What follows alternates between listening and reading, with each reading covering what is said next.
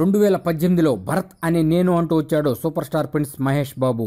అంతే మొదటి రోజు 55 కోట్లకు పైగా కలెక్ట్ చేసి వరల్డ్ వైడ్ గ్రాస్ అనేక మహేష్ బాబు రికార్డ్స్ని క్రియేట్ చేశాడు. అదేవిధంగా ఇప్పుడు 2019లో సంక్రాంతికి నటసింహ బాలకృష్ణ తన తండ్రి గారైన ఎన్టీఆర్ జీవిత కథ ఆధారంగా తెరకెక్కించిన ఎన్టీఆర్ బయోపిక్ కథానాయకుడు మన ముందుకు వచ్చింది.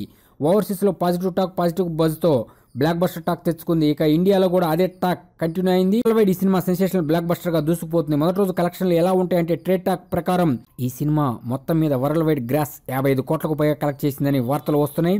అయితే అఫీషియల్ అనౌన్స్మెంట్ వస్తే ఇంకా ఫిగర్స్ పెరిగే అవకాశం ఉంది.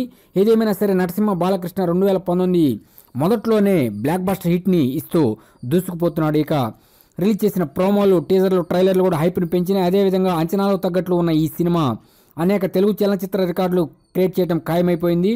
ఇక రానున్న సంక్రాంతి సెలవుల్ని రంజుగా ఉపయోగించుకుంటూ అనేక బాలకృష్ణ రికార్డ్స్ని క్రియేట్ చేస్తూ బ్లాక్ బస్టర్ దిశగా దూసుకుపోతుంది. ఇక ఈ కలెక్షన్ల సునామీ ఎక్కడ ఆగుతుందో అర్థం కావట్లేదు అంటున్నారు ట్రేడ్.